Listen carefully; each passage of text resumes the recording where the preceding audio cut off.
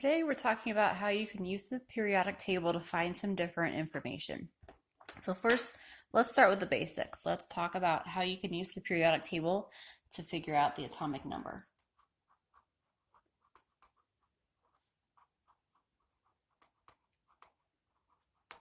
You can go ahead and grab your periodic table so that you know what it looks like on yours. These numbers aren't always in the same places. It kind of depends on what periodic table you're using. So I drew some examples here. I've got carbon and I have nitrogen. So the atomic number, well, I'll do the atomic number on the same place on this one. It's this number. So here the atomic number is 6 for carbon.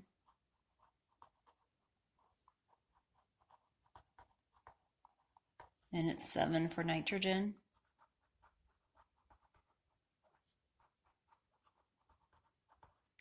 It could be in a different location, but it's always the whole number on the periodic table.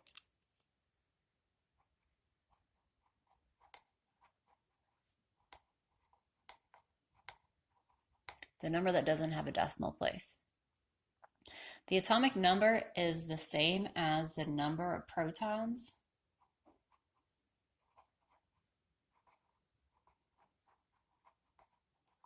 And as long as it's an atom, it's also the same as the number of electrons. We haven't talked about ions yet, but ions will be different. So this is specifically for atoms. When you find the atomic number, you figured out how many protons and how many electrons there are in that atom too. The other important number is the atomic mass.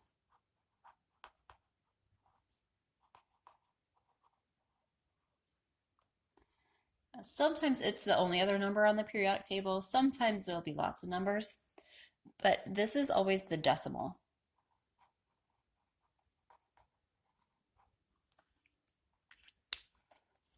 So here, carbon has an atomic number of 12.011,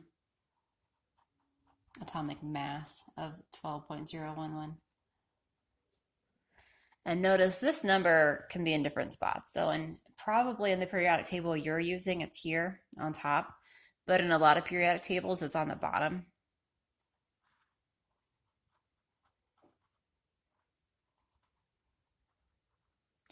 If you're ever confused, your periodic table also has a key on it that tells you what all the numbers are so that you can make sure you're looking at the right number. Okay, so let's look specifically at these two atoms. For carbon, we said the atomic number is 6.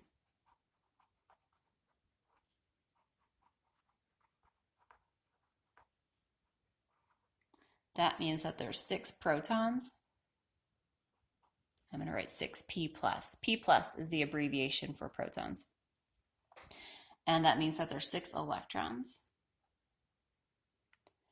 And then to figure out neutrons, neutrons are not written on this, on your periodic table. So you have to do a little bit of math. So my atomic mass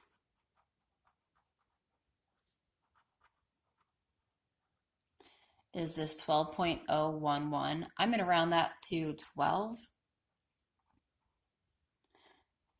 AMUs. So that's really my mass number is 12 AMUs. I'm going to take that 12 minus the number of protons. And that gives me 6 neutrons.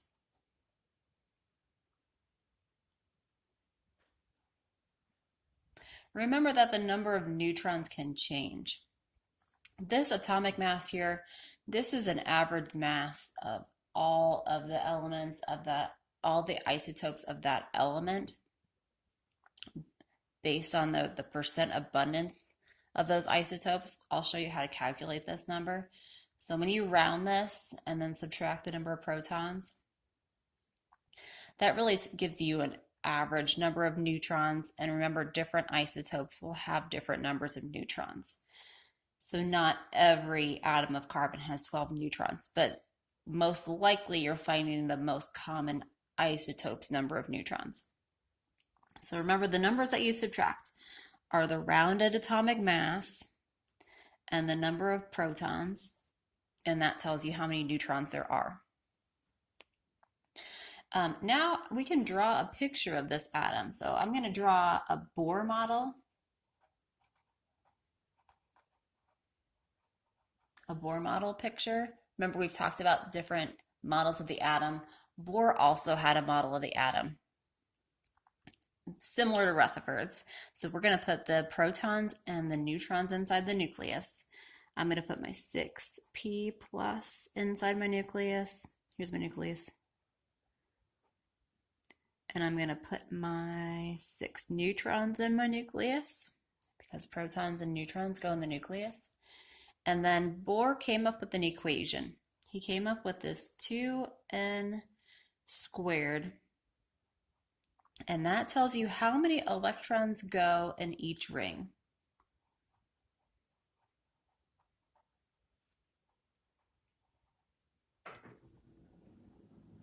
In a ring or a shell.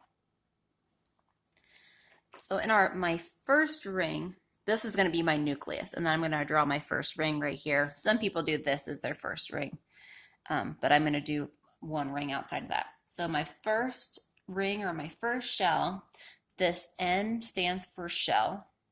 So in for that N, I'm going to put a 1 because it's my first shell. 1 squared is 1, times 2 is 2. So that tells me I can put 2 electrons in the first shell. So I'll put 2 electrons in there.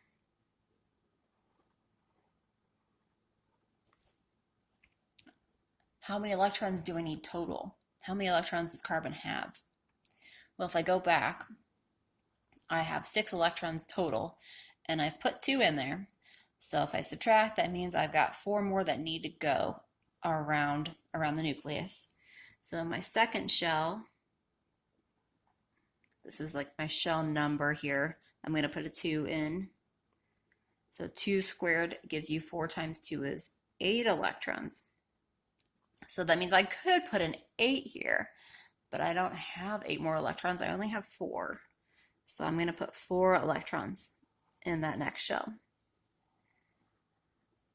All right, so that's carbon with my 6 protons and my 6 neutrons inside the nucleus, because protons and neutrons go in the nucleus, and then 6 total electrons. If I add those together, I figured out 2 go in the first shell because I put a 1 in for N. I did the math and I got a 2. And then I figured out that 8 could go in the second shell, but I only need 4 in order to add up to 6.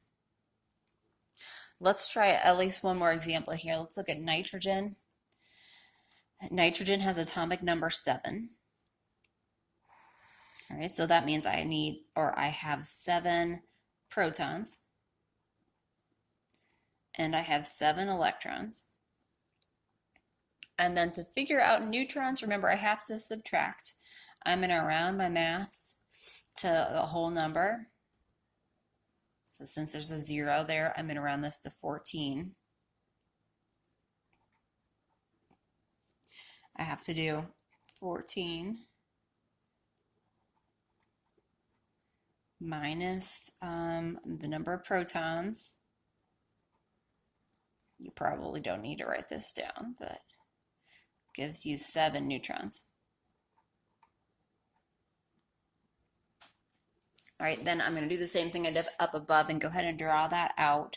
I'm going to put my 7 protons and my 7 neutrons inside the nucleus. Then you only have to do this math once. Every atom in its first shell can hold 2 electrons. So I'll put the first 2 in the first shell. And then I could put 8 electrons in the second shell, but I'm doing nitrogen, and nitrogen only has 7 electrons total. So if I do 7 minus 2, that means I only have 5 more electrons to put in shells.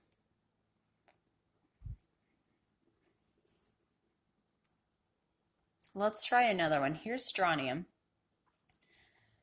abbreviation SR. I've got a 38 here, and I've got 87.62 here. What is the atomic number?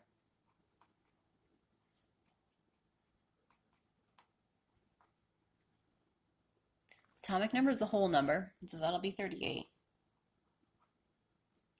And remember, that means that you have 38 protons and you have 38 electrons, at least before we start working with ions. And then to do neutrons, here we got a little bit of math. Maybe you can do it in your head. I have to do my mass.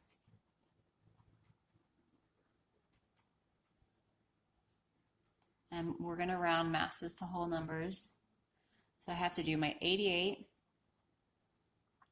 minus the 38. And that gives me 50 neutrons.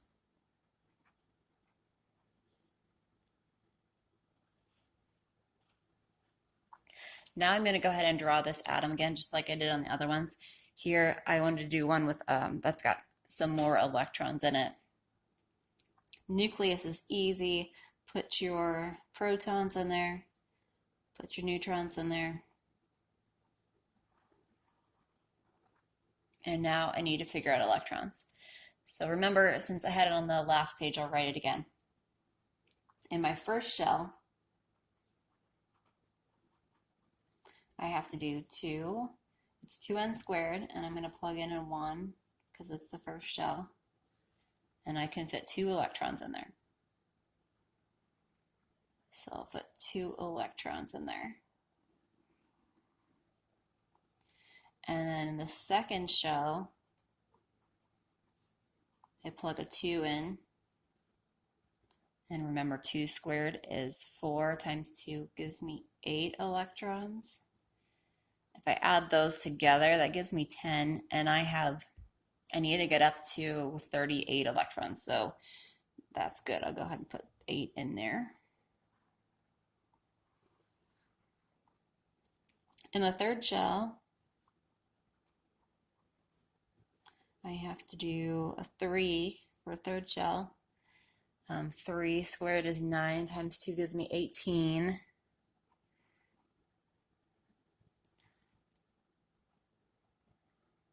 And you want to double check before you put all those 18 in there. You want to make sure you're not going over your total.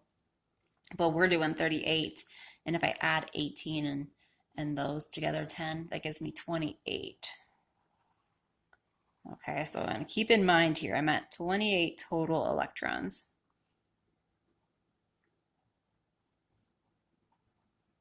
So I'll have to go up to my next shell, the fourth shell.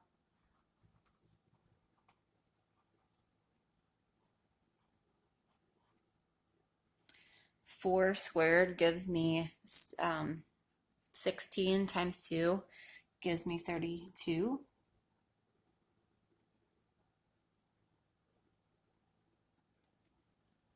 Now I already have 28, so I can't put all 32 in there because I only want 38 total. I only need 10 more, so I'm just going to put 10 electrons in that last shell. So hopefully if I can add, that gives me 38 electrons.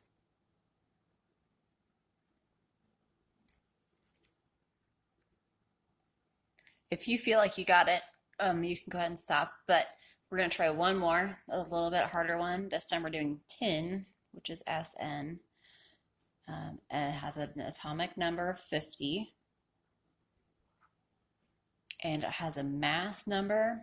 Now notice I did switch it to mass number. The decimal is technically the atomic number, or the atomic mass. But once I round that number, then it's the mass number. Now this one I have to round. There's a 7 after that 8, so I have to round that 8 up to a 9. So technically, once I have rounded that number, then it's called the mass number instead. But just know that this number is the mass. Technically, when there's a decimal, it's the atomic mass, and when you round it, it's the mass number. Okay, so then I can figure out, I got 50 protons, I've got 50 electrons, and then the neutrons, I have to do my math.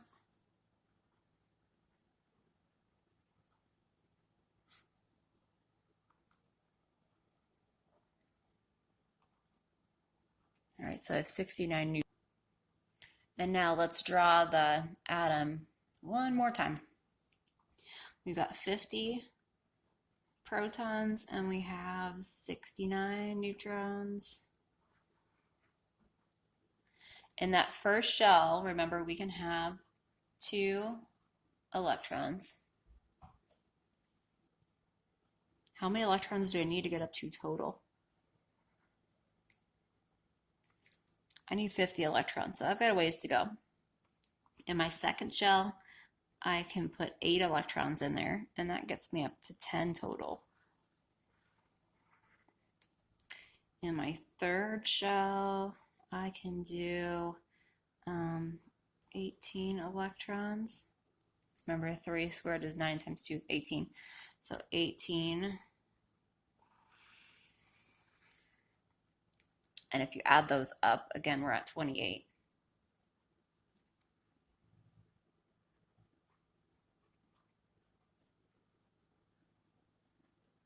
Okay, this one would be 32. How many more electrons do I need? I need 22 more electrons. I just did 50. That's how many total electrons I need. Minus my 28. You can probably do this in your head. And I only need 22 more electrons, not the 32. So then I'm going to put 22 in my last shell. And as long as I did my math right, that should add up to 50.